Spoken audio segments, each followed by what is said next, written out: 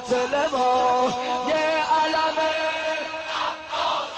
از ابو فاضل مدد مدد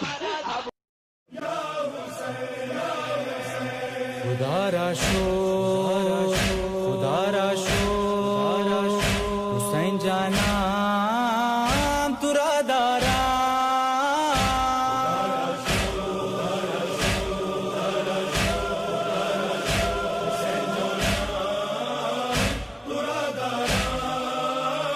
حسین جانم براہ تو سرو جانم بود حاضر کہ عشق تو بہر منزل مرا ہمدم مرا ناصر تو ہی دینا تو ایمانا حسین جانم تو را دارا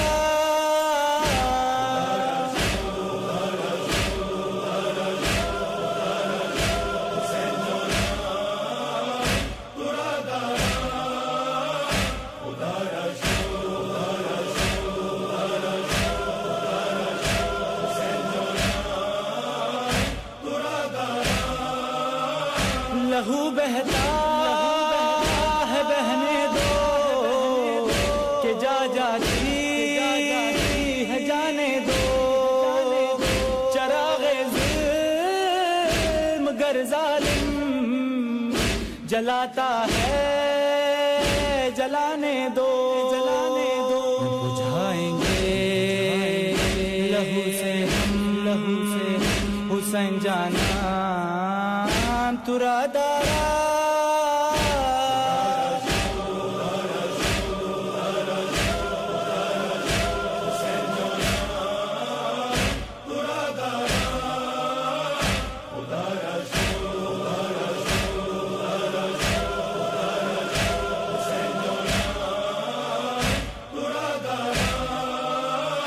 نغاف کثرت دشمن نبی میں بے کسی درد حمیدانہ کے لطف تو در احوالا بود شامل بعشق خویش نازانم حسین جانم تو را دارا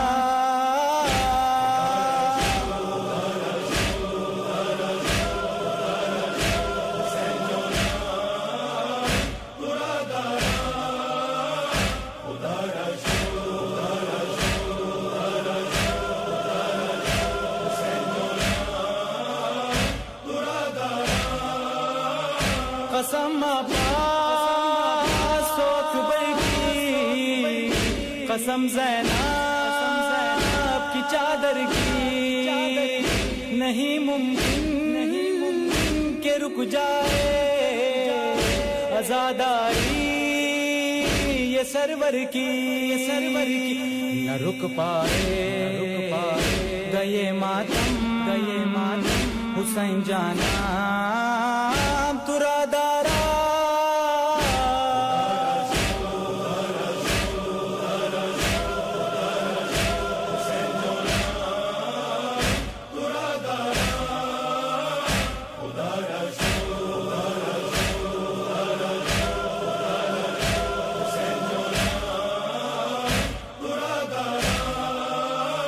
شہادت آرزوئے دل شہادت افتخار من بنزد حضرت زہرا ہمیں نست اعتبار من منو ان عشق چشمانہ حسین جانا تو را دارا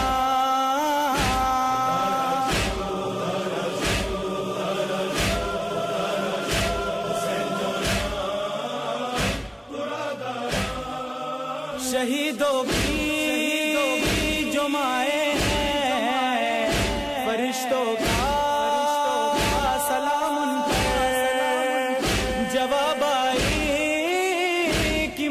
शरीयत से जो बहने लिपटी रो रो कर यही कहती रही हरदम हुसैन जाना तुरा Dara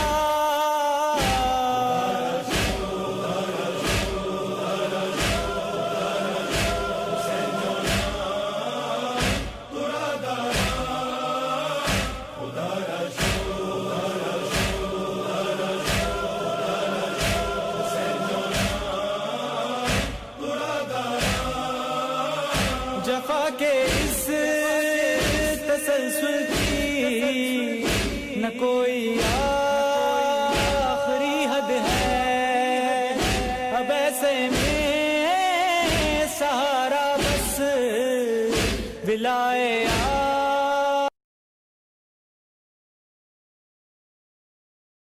أعوذ بالله من الشيطان الرجيم بسم الله الرحمن الرحيم الحمد لله رب العالمين بارئ الخلائق أجمعين باعث الأنبياء والمرسلين ثم السلام والصلاة على سيدنا ونبينا وحبيب قلوبنا وطبيب نفوسنا وشفيع ذنوبنا أبي القاسم المصطفى محمد وعلى أهل بيته الطيبين الطاهرين ولا سيما بقية الله في الأرضين وحجته في العالمين روحي وأرواح العالمين لتراب مقدمه فداء واللعن الدائم على أعدائهم وغاصبي حقوقهم وجاحدي مناقبهم ومنكري فضائلهم من الآن إلى أبد الآبدين.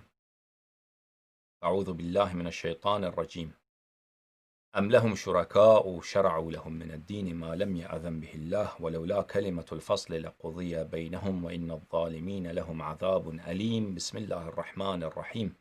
اللهم صل على محمد وآل محمد. اللهم كن لوليك الحجة بن الحسن صلواتك عليه وعلى آبائه في هذه الساعة وفي كل ساعة وليا وحافظا وقائدا وناصرا ودليلا وعينا حتى تسكنه أرضك طوعا وتمتعه فيها طويلا. اللهم صل على محمد وآل محمد وعجل فرجهم الشريف.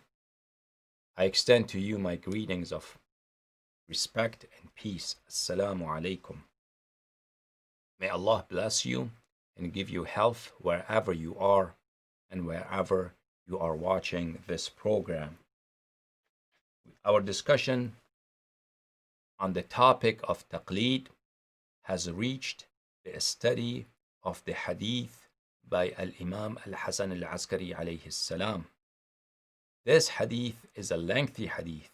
It's over 2 pages and a half.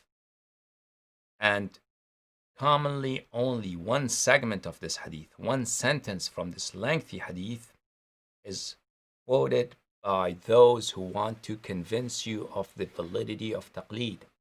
However, if you analyze this hadith in its entirety, and if you take a broader perspective and a bird's eye view with regard to this hadith, you would realize that this hadith is not talking about just any taqlid.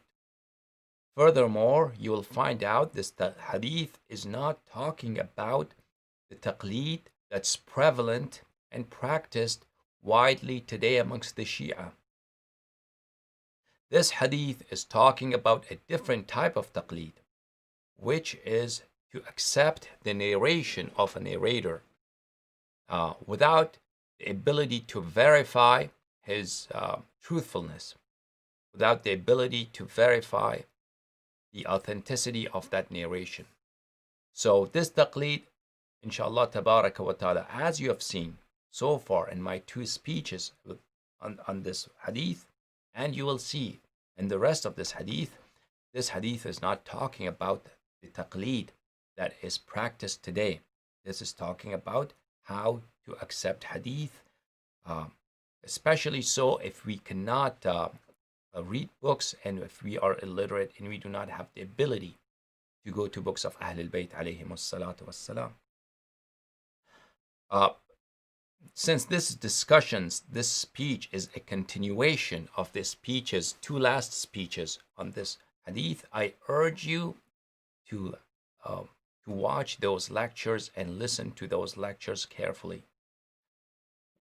We reached this portion of hadith. This is the book of tafsir of Imam al-Askari alayhi salam, published by Imam al-Mahdi Foundation in Qom. In page 273, this is the beginning of this hadith. It begins here. So we read this hadith until this place, this portion here.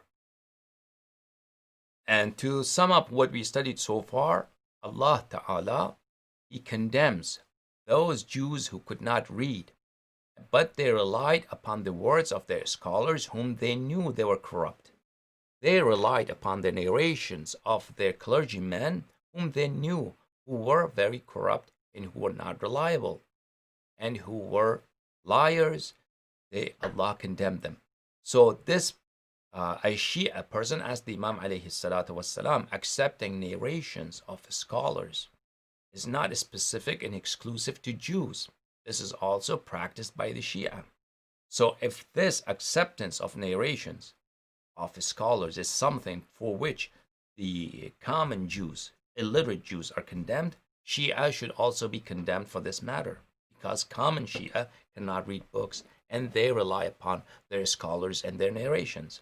The Imam alayhi salatu wasalam replied that there is a difference and there is a similarity. If Shias are practiced the same way as Jews did in this verse, then Shia are condemnable too. They are subject to criticism as well. If Shia realize that there are scholars who are narrating hadith for them, they are corrupt, they are liars, and there are people who would change the content of hadith in order to suit their purposes, in order to serve their desires, and then accept the narrations of such scholars, then these Shia are also subject to criticism, just like the Jews. However, if Shia do not act in this way and they reject the ahadith of just any scholar except those scholars whom they know they are God-fearing and they do not change the content of divine books in order to suit their desires, and they accept those ahadith, then Shia are not subject to criticism. Now let's go to this text of this hadith. And so far, if you have paid attention to the last two lectures, I've shown you several clues and several evidence in the text of the hadith that the hadith is talking about taqlid. It comprises the term taqlid, but this is not the taqlid that is practiced today. This taqlid that hadith is talking about is the practice of a common person who cannot read books of hadith, and he has to rely upon the narration of scholars who have knowledge of books of hadith.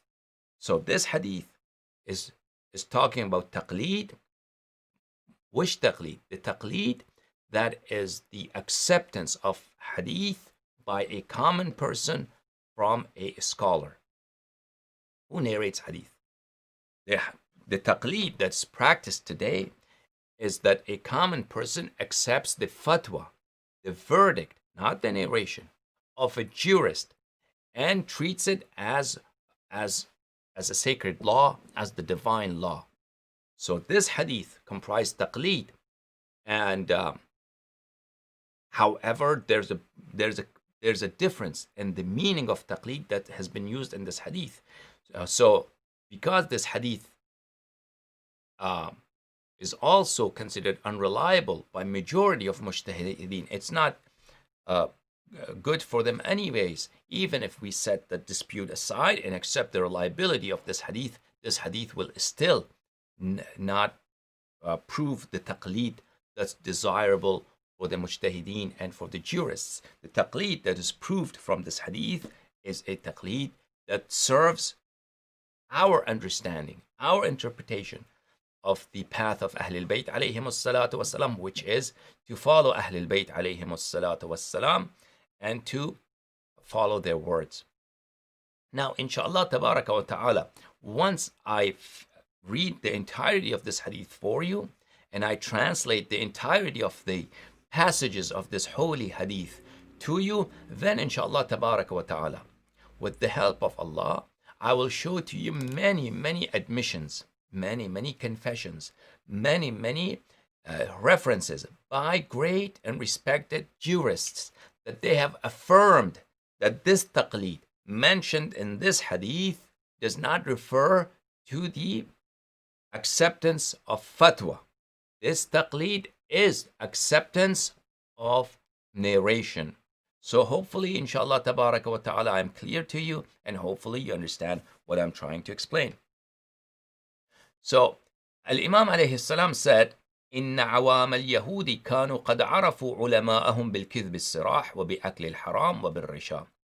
The common Jews at that time, I do not want to say that Jewish scholars all over history, they always were liars. No, there are good scholars among the Jews, and there are some bad apples there. So these individuals that were in the time of the holy Imams, at the time of Rasulullah sallallahu alaihi wasallam, there were many Jewish scholars who were truthful, who were God-fearing, and who came to Rasulullah sallallahu alaihi wasallam, and they asked their questions, and some of them came after the demise of Rasulullah sallallahu alaihi wasallam and posed their questions to Amir al-Mu'minin alayhi salatu wassalam, and they embraced Islam. And there are many such stories in our books and Shia books. So we are not talking about the entirety. So I do not want anybody to interpret that we are talking about the entirety of Jewish scholars. Obviously, there were very decent, very humble, very God-fearing scholars, and there were scholars who were not of very upright character. And this verse is talking about those scholars of the Jewry who did not have upstanding characters. So Imam alayhi salam says, in awam al-Yahud, the Jewish commonality, they knew قد كانوا عرفوا علماءهم بالكذب الصراح, that their scholars lie. They, at times when they need, they lie. They clearly lie. وبأكل الحرام, and that they consume forbidden property. Something that is not their property, they do not own it, they would usurp that property. وبالرشا, and that they practice what's a risha in English? They are corrupt. They act that you give money at any rate, I forgot the word. It's a form of treason and betrayal. So they knew that they are practicing this. وبتغيير الأحكام, and that they modify and they change, they alter rulings in order to serve their own purposes. تغيير الأحكام الواجبة بالشفاعات, because somebody recommended, somebody was expecting him to change the rules, so he changes it. والعنايات, and because of his personal considerations. And والمصانعات, and because of his relationships and his conspiracies. So these scholars, they, because of their social position, sometimes they even change the rules of God. وعرفوهم بالتعصب الشديد الذي يفارقون به أديانهم. And these Jews, they knew, their scholars, that they are very prejudiced. And if they are prejudiced against a person, they will not fear God. They will forget the day of judgment. And they will abuse their authority because they are prejudiced against someone. وأنهم إذا تعصبوا أزالوا حقوق من تعصبوا عليه. And Jewish common people, they knew these scholars, these clergymen, their religious leaders, they were corrupt. And they knew that if they were prejudiced against a certain individual, they would abuse that person. And they will take away that person's deserving rights.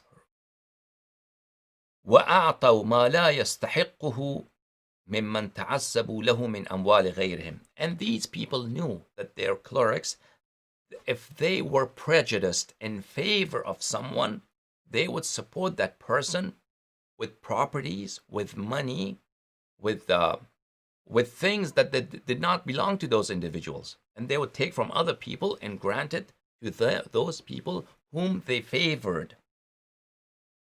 وَظَلَمُوهُم مِّنْ أَجْلِهِمْ. And they would oppress other people in order to support individuals whom they favored. وَعَرَفُوهُم بِأَنَّهُمْ يُقَارِفُونَ الْمُحَرَّمَاتِ. And these common Jews, they knew that their clerical establishment, they would commit forbidden acts, things that are acts of debauchery, acts of repugnance. They would carry out those actions. وَاضْطَرُّوا بِمَعَ. So this is on the one hand. So on the one hand, all of this from here to here. This area. And in other words, the common Jew, he knew that the clerical establishment was corrupt and that they did all sorts of bad things.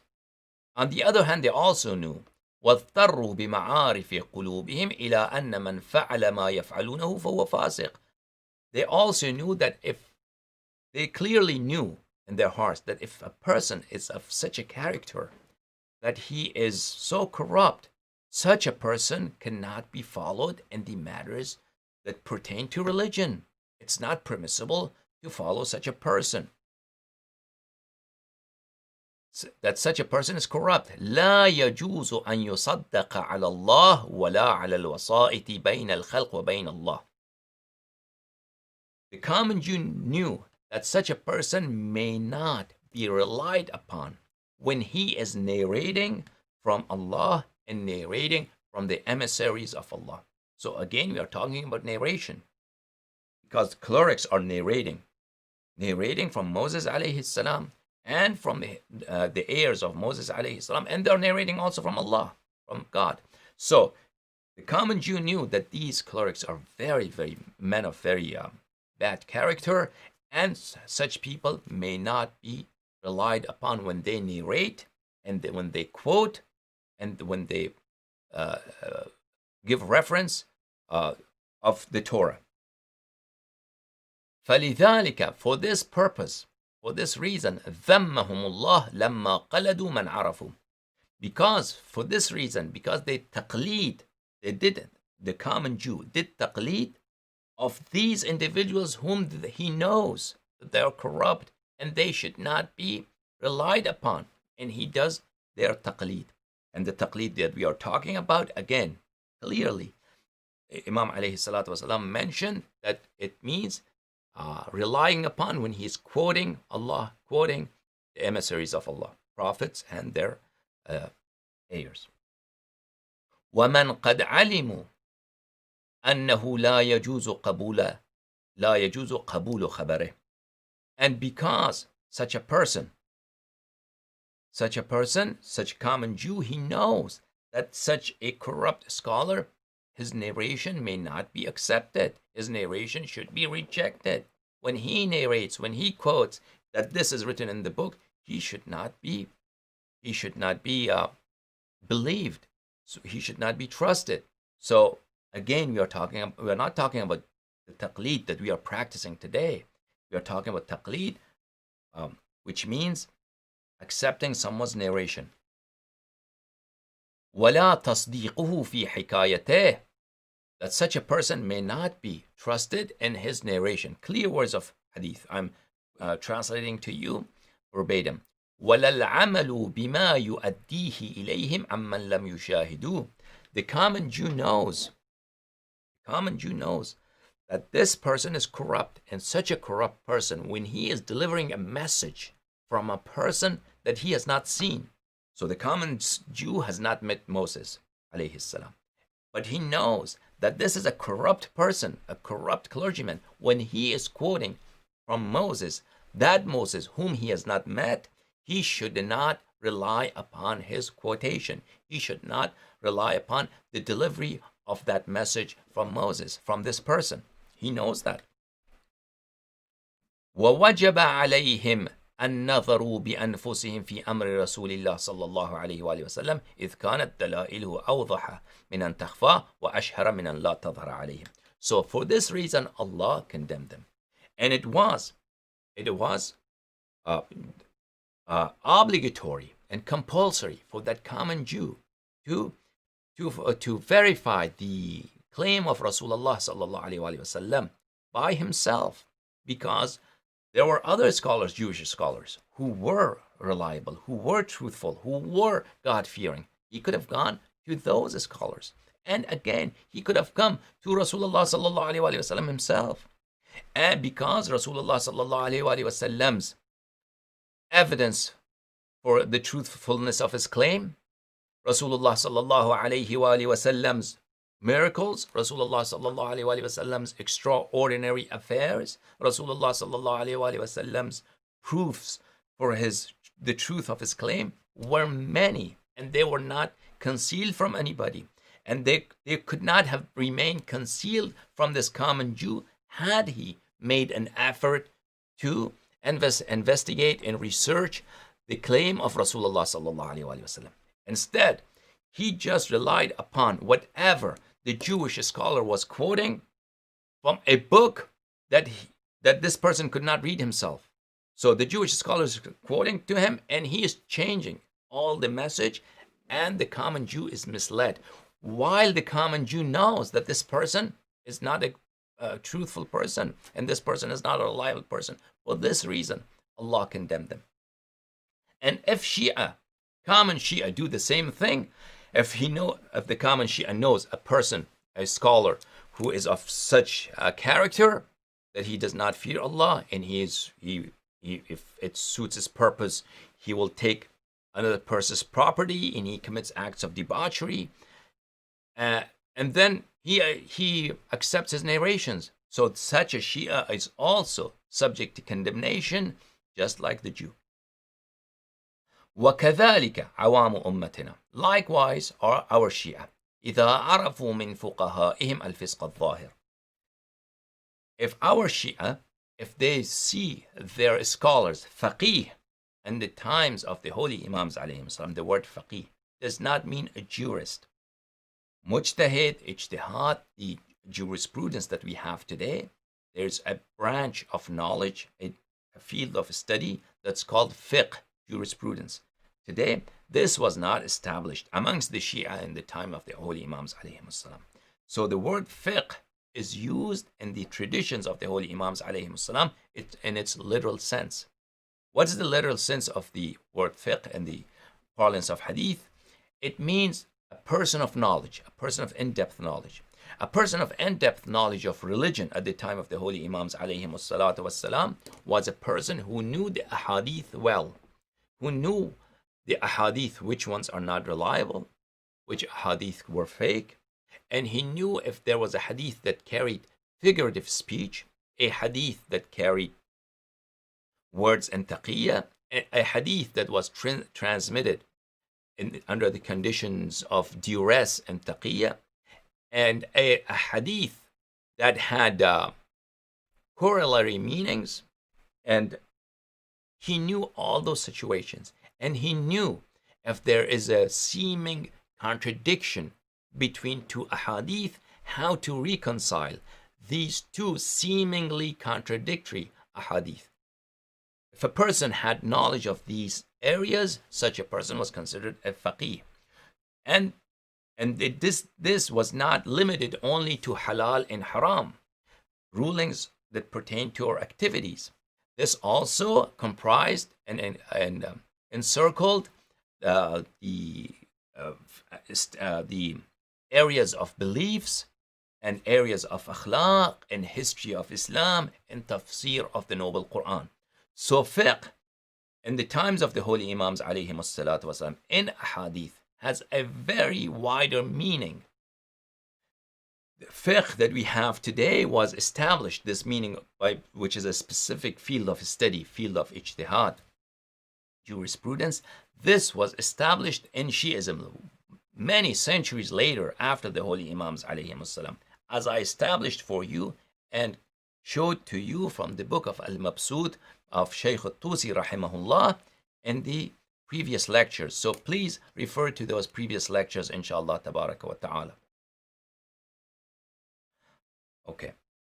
So the Holy Imam alayhi salam goes and says, if our Shia recognize that their scholars are committing outward debauchery, they are committing acts of corruption, acts of sin, without any shame. والعصبية الشديدة والتكالب على حطام الدنيا وحرامها. And they see that these scholars are prejudiced for certain people, and they are very, very envious of the worldly gains. Takalub, at-takalub is derived from the word kalb, which means dog.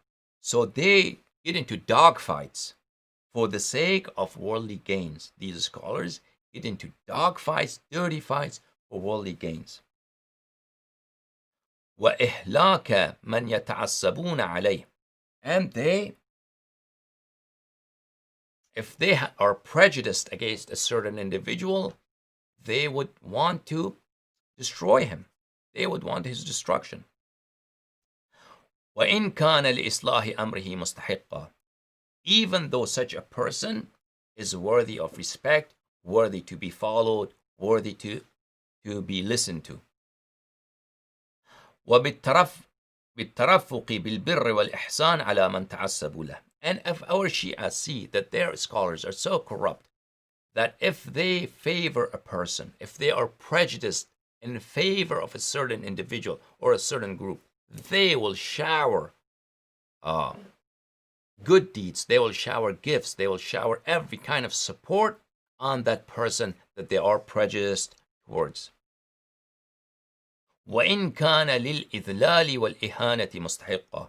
Even if such a person or such a group deserves to be shunned, deserves to be condemned, deserves to be belittled, and deserves to be chastised. فمن قلد من عوامنا مثل هؤلاء الفقهاء فهم مثل اليهود الذين ذمهم الله تعالى بالتقليد لفسقة فقهائهم. If there are amongst our Shia who see such people amongst their scholars and still they follow them, they do their taqlid, they are worthy of divine condemnation, like Allah condemned the Jews in these two verses, verse 78 and 79 of Surah Al-Baqarah. But which kind of taqlid the Quran was talking? Which kind of taqlid was Ahlul Bayt alayhim salam, the Imam alayhi salam, talking about with respect to the Jews? This was not just any taqlid. This is not the taqlid that we practice today. This taqlid is the acceptance of narration, as I clearly showed to you. Then the Imam alayhi salatu wasalam goes and elaborates this highlighted sentence, which you commonly hear from our speakers and member when they want to justify taqlid, when they want to prove that taqlid is indeed a recommended act. فأما من كان من الفقهاء صائلا لنفسه حافظا لدينه مخالفا لهواه مطيعا لأمر مولاه فللعوام أن يقلدوه. However, if you find scholars who have these four qualities, what are these four qualities? Quality number one, صائلا لنفسه, is a scholar who wants to protect himself from the fire of hell, a God-fearing person. A person who believes that if he acts in sinful manners, he will be condemned to hell and he will burn there for eternity. So he is afraid of that. He fears God's wrath. He fears the day of judgment. He fears for being answerable before Allah for his actions. So the first and foremost quality that whose narration did you accept is that you look for this quality in him. حافظا لدينه, a person who is safeguarding the religion, who defends religion against all those people who attack religion and criticize religion, and he answers them and refutes their arguments. One other meaning for حافظا لدينه is that this person makes sure that his own actions, such as his salah, such as his fasting, such as acts of rituals, do indeed meet the requirements set by the holy Imams alayhim salam, so they are acceptable in the eye of Allah. مخالفا لهواه. Quality number 3, such a person who resists his sinful temptations. We have different temptations in life. Many temptations are permissible. Many temptations are sin. So those temptations that are acts of sin, he resists and he opposes those temptations. As far as temptations that are permissible, that are allowed in Sharia, it is recommended. And that was permissibility means, that we can follow these temptations and we can enjoy life and we can take pleasure in Allah's bounties. The temptation that a person is expected and required to resist in Islam are those temptations that are forbidden, that are not permissible. For instance, a person desires to commit fornication or adultery or wants to drink alcohol. So those temptations that are sinful, he resists them. Quality number 4, مطيعا لأمر مولاه, he is obedient to the holy Ahl al-Bayt alayhim as-salam. So a scholar who has these 4 qualities, فَلِلْعَوَامِ أَن يُقَلِّدُوا, Shia, common people, should accept such person's narrations. This is a person whose narrations you accept without having to verify them in books, without having to investigate the truthfulness of those narrations by asking other scholars. So taqlid here does not mean accepting a person's fatwa. Taqlid here means accepting narrations of a narrator, this teacher of hadith, this sheikh of hadith, whose ahadith you follow, whose narrations you respect, who has to have these qualities. Imam alayhi salam said, وَذَلِكَ لَا يَكُونُ فِي بَعْضِ إِلَّا فِي بَعْضِ فُقَهَاءِ الشِّيعَةِ لَا جَمِيعِهِمْ. These qualities you're not going to find in all Shia scholars. You'll find in some Shia scholars these qualities. فإن من ركب من القباح والفواحش مراكب فسقة فقهاء العامة فلا تقبلوا منهم عنا شيئا. If you find Shia scholars who narrate hadith, however, they commit acts of debauchery like Umari scholars, then do not accept any narrations they narrate from us. Do not accept any of their narrations that they narrate from us. فَلَا تَقْبَلُوا عَنْ. Do not accept مِنْهُمْ عَنَّا. Do not accept from them anything they narrate from us. Again, we are not talking about any taqlid. We are talking about taqlid that means accepting narrations.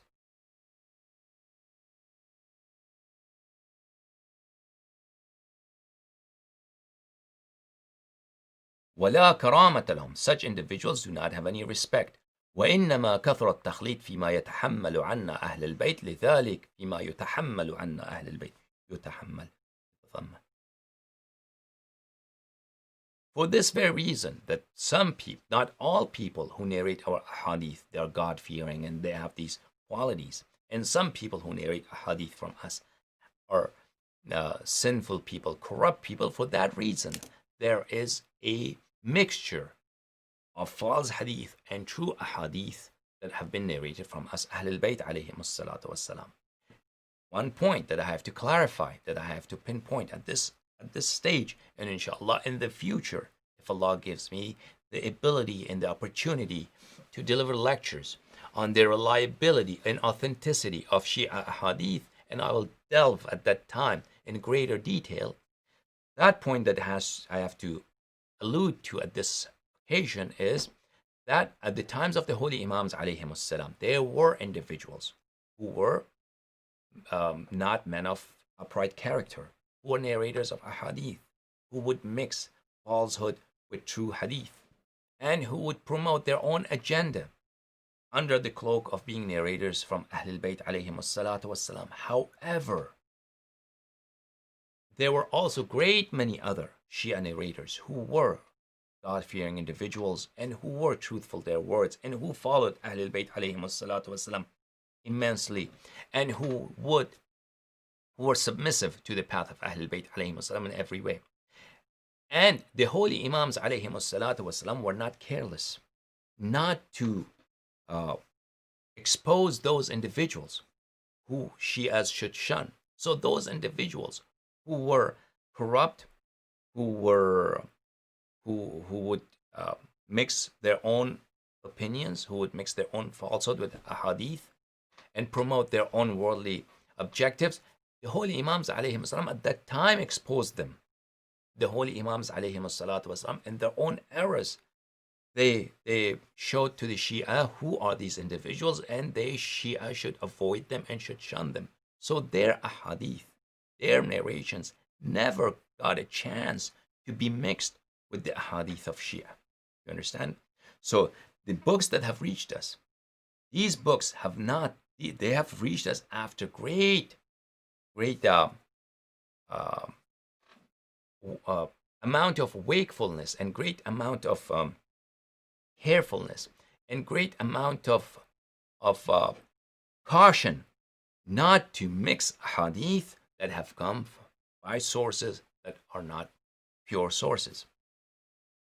So Imam alayhi salam says that mix-up of falsehood with truthfulness with regard to ahadith that have been narrated from Ahlul Bayt alayhim salatu wasalam has occurred because of this reason. Because some Shia scholars who narrate from us, they are not reliable people. لأن الفسقة يتحملون عنا فهم يحرفونه بأسره لجهلهم. Because they are corrupt people, because they are men of debauchery, men who are after earthly gains, who come and listen to us, and they quote us, and they narrate our ahadith.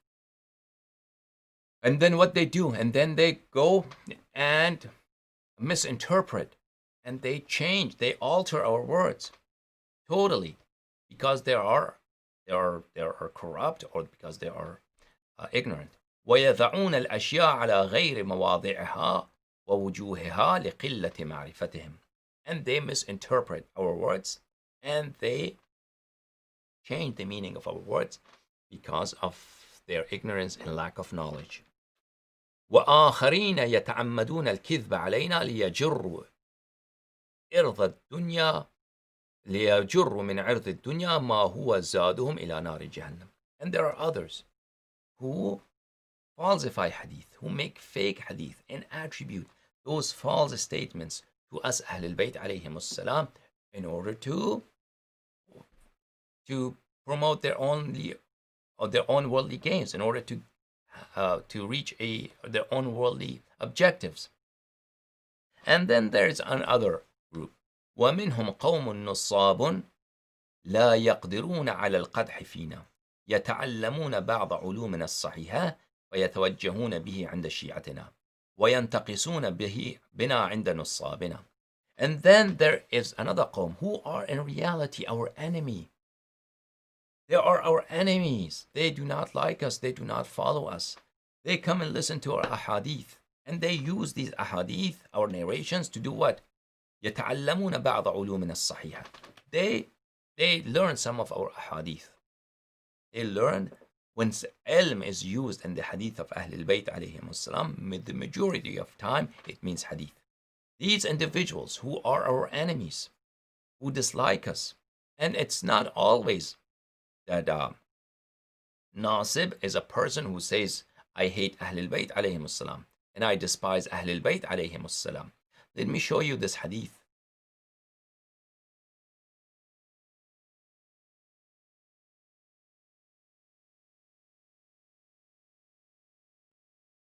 From the book of Wasa'il al-Shi'a.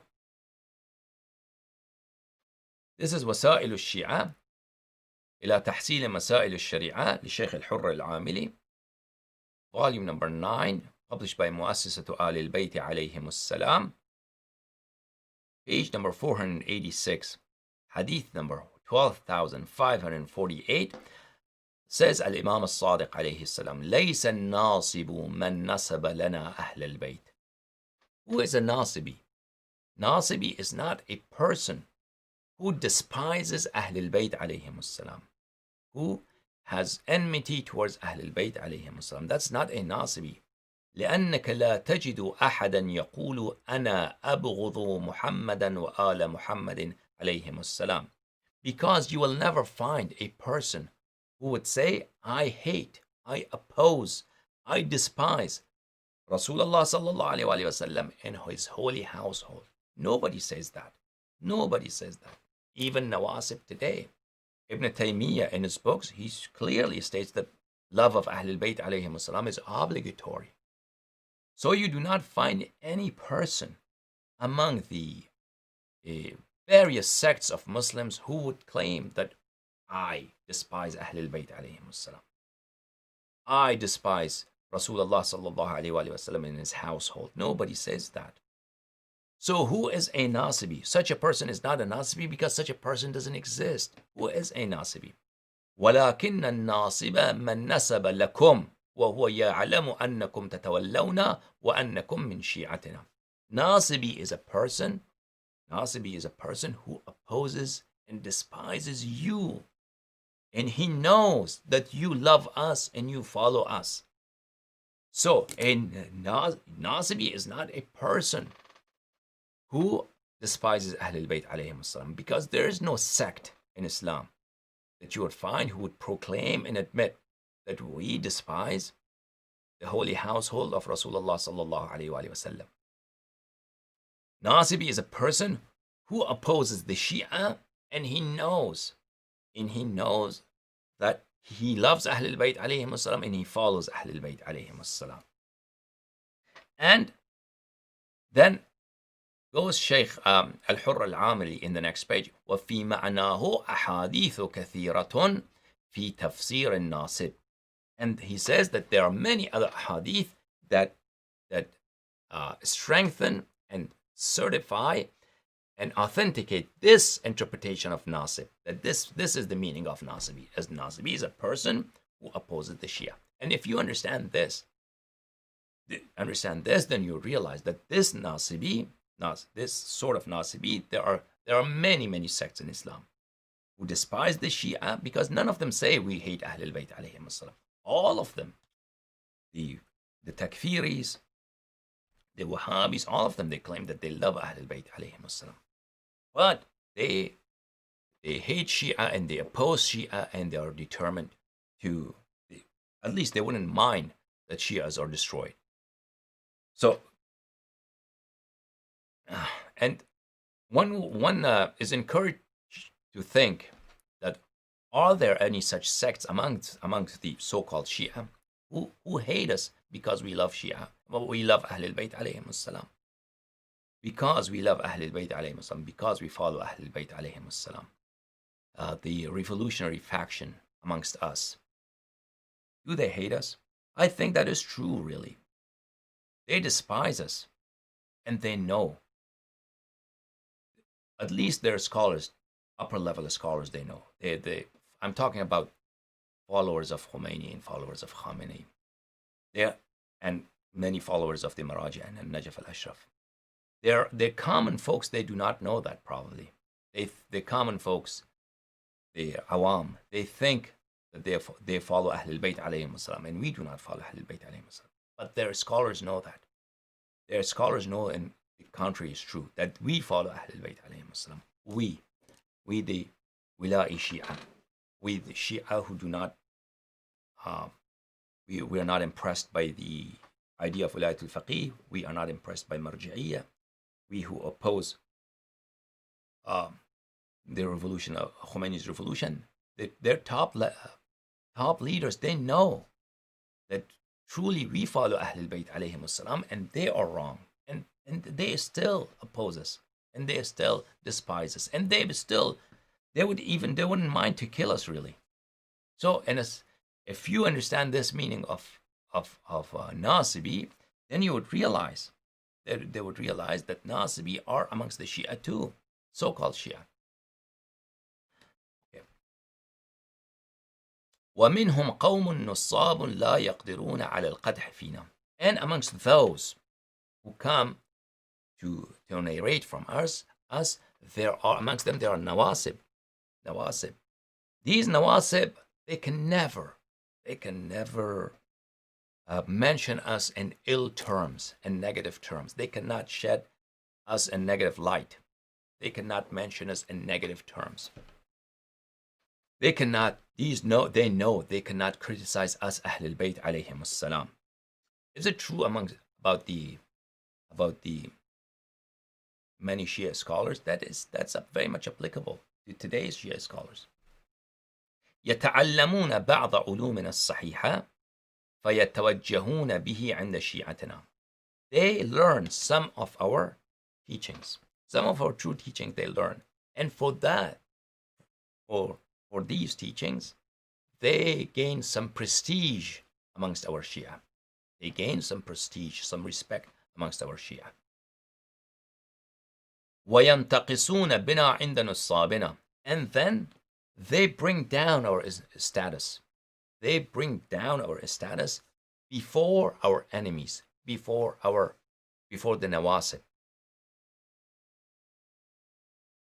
And you would see the inkar of fadail of Ahlul Bayt alayhim as-salam, rejection of the virtues of Ahlul Bayt alayhim as-salam, rejection of the martyrdom of many of our holy Imams alayhim as-salam, rejection of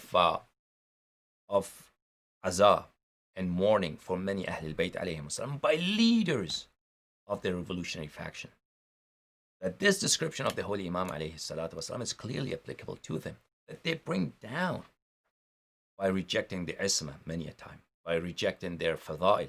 Who rejects that? Many of the Shia ulama. Many of the Shia ulama. And Nawasib use, they quote whose books? Fadlullah's books, right? Kamal Haydari's books, and some speeches of Khomeini, some speeches of Khamenei, and Asif Mohseni, such people. So this is applicable clearly to many mujtahideen, that Nawasib quotes them. And they bring us down and lower our status before our enemies, before the Nawasib. ثم يضيفون إليه أضعافه وأضعافه من الأكاذيب علينا. And then they add many folds and many folds and many folds of lies to what they have learned from our true knowledge, from our true hadith. They add many levels of lie into that. التي نحن براء منه. Those lies they add, and they mingle those lies with our true sayings, and you cannot know, because they say we are mujtahid. You cannot know hadith. This is our ijtihad. You have to trust us, and you accept their words because they have studied some true knowledge of Ahlul Bayt alayhim as-salam, and they use that true knowledge of Ahlul Bayt alayhim as-salam to misguide you and mislead you, because they add so many levels of lies into that. Those lies that we reject and we disdain, they add those lies to those teachings. فيتقبله المسلمون المستسلمون من شيعتنا على أنه من علومنا. And the poor Shia, poor common Shia, who are submissive to their scholars. Allahu Akbar. Clearly talking about today, right? We recognize the situation. And poor Shia, who are submissive to their scholars, they accept those lies along with the true ahadith that they have, the true teachings of Ahlul Bayt they have from these individuals. So the Shia are fooled because these scholars, they learn a little bit of true teachings of Ahlul Bayt alayhim as-salam, and they add many folds of lies into that, and then they gain prestige before the Shia, and then the Shia accept their words. And then what happens? فَضَلُّوا وَأَضَلُّوهُمْ. And these scholars themselves, they are misguided. وَأَضَلُّوهُمْ. And they misguide our Shia. They lead our Shia astray. وَهُمْ أَضَرُّوا عَلَى ضُعَفَاءِ شِيعَتِنَا. Such individuals, such scholars, are more harmful to our Shia, to our common. Da'if is a person, da'if Shia, weak Shia, is a Shia who cannot defend his religion, who cannot justify his beliefs from the sources, who cannot read hadith, who cannot justify his aqaid. If you question him, he is illiterate. Such a person is called da'if in ahadith. Our common Shia have great enemies.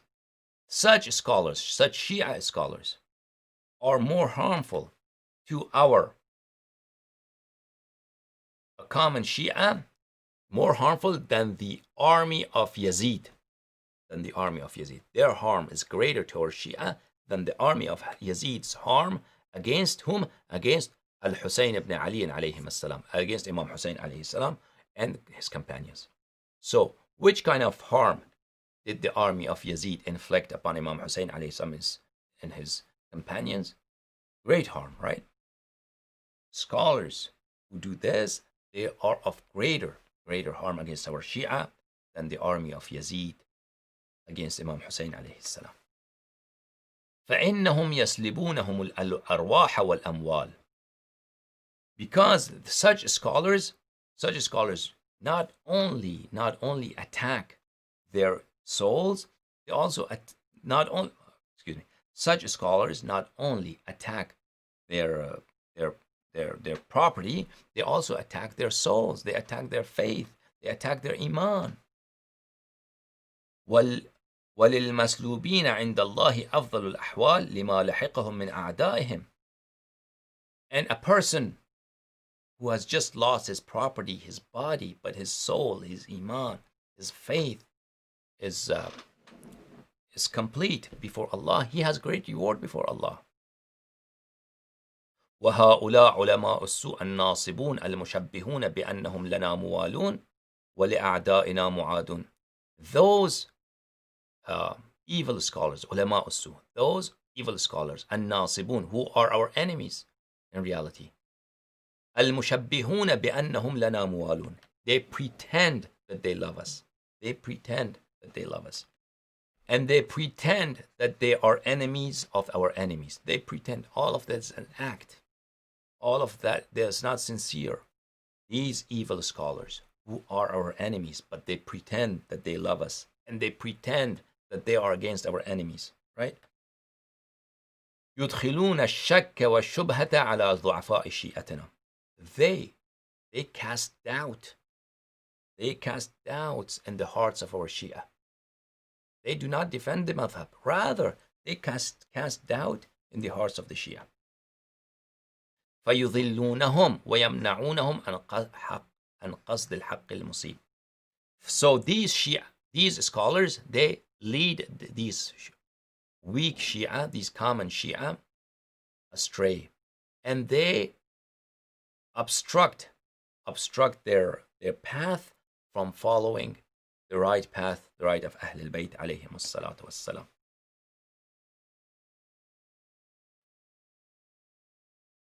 Okay, I'm going to suffice it in this much, inshallah. The rest of the hadith I'm going to translate tomorrow for you with the help of Allah tabaraka wa ta'ala. Let me read if you have any question. Uzair Haider asks,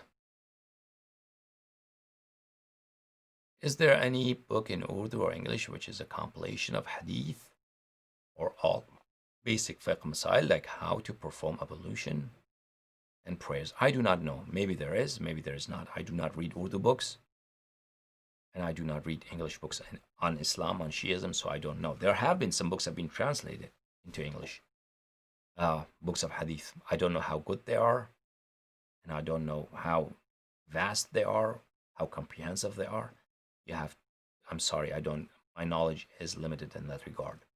Mahmoud goes, dear sir, I agree with you. Please be patient with me. I'm not lying. I heard the issue about support of Imam Mahdi alayhi salam from majority jurists, and Taqlid is rational, but it stays silent regarding their fatwa.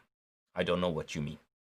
Mahmoud, I don't know what you mean. You heard that Imam Mahdi alayhi salam supports mujtahideen, the majority, and Taqlid is rational. You heard that? Okay, you heard it.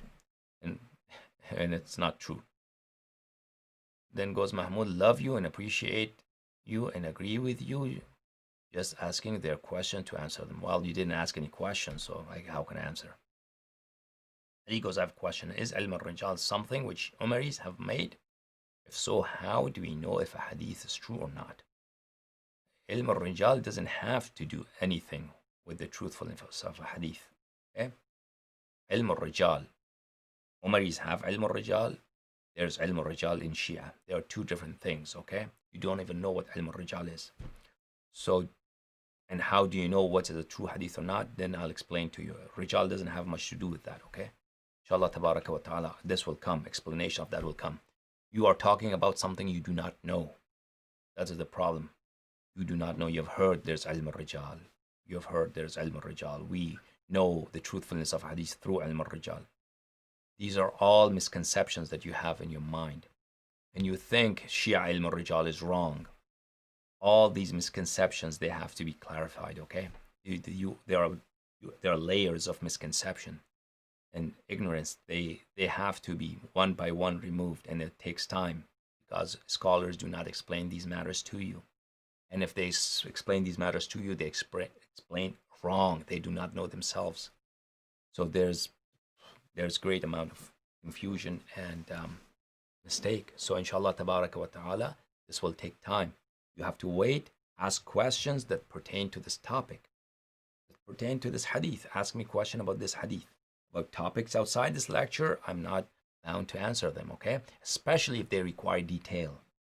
If they require detail, I cannot answer briefly. Then they have to be answered in their own time and place.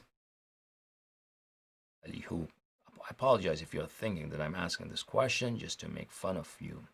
But I want to hear the explanation. Why didn't you tell them in your Urdu speech today that you are the naib? I'm not naib. I'm not naib. Urdu English. I'm not naib, okay? I'm not naib. I narrate the hadith of Ahlul Bayt alayhim as-salatu was-salam, and such a person has been described as naib of Ahlul Bayt alayhim as-salam. If you consider that, that's your own prerogative. However, only when I narrate a hadith of Ahlul Bayt alayhim as-salam in that regard, in that time, with respect to the hadith I'm narrating to you, that much niyabat, yeah, any person who narrates hadith for you truthfully has. So that's it. But I'm not a naib or deputy of the Imam alayhi salam in any other sense. Oh, I'm very sorry for the kind of questions that you guys ask. It's such a waste of time. Did I waste my time 1 hour here reading this hadith to you? And you're asking me these questions?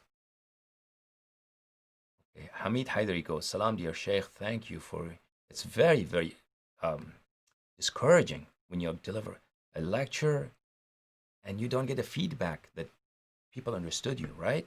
It's very discouraging. And what can I say? Hamid Haidari, Salam dear Sheikh, if I do this in Arabic and Farsi, it's very different. How many years does a normal person need to study to become a scholar? I don't know. Let's go to